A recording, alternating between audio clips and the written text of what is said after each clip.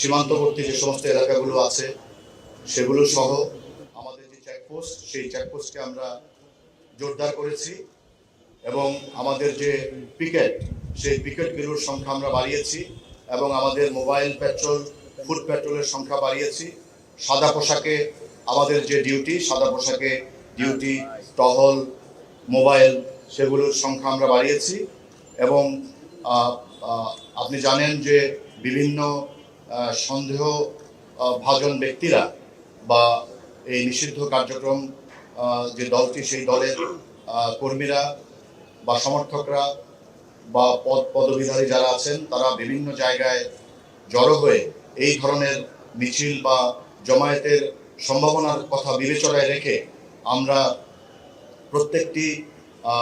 সন্দেহজনক জায়গা, যেমন মেস, আমাদের হোটেল এবং বিভিন্ন জায়গায় যেখানে তাদের অবস্থান করার সম্ভাবনা আছে, সে সমস্ত জায়গায় আমরা তল্লাশি করেছি এবং আমরা বেশ কয়েকজন তাদের সদস্যকে, নেতাকর্মীকে আমরা গ্রেফতার করেছি এবং তাদেরকে গ্রেফতার করে আমরা যেটা এখন পর্যন্ত আমাদের কাছে যেটা মনে হয়েছে, তারা আজকে মিছিল এবং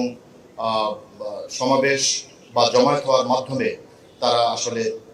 বাংলাদেশ সরকারকে একটা বিব্রতকর অবস্থায় ফেলতে চায়, আইন শৃঙ্খলার অবনতি ঘটাতে চায়। তো সেজন্য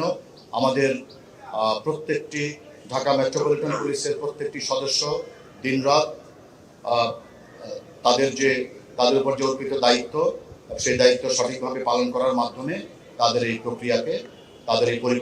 পরিকল্পনাকে এখন পর্যন্ত নস্যাৎ করে দিয়েছি। এবং আমি আশা করব যে সামনে যে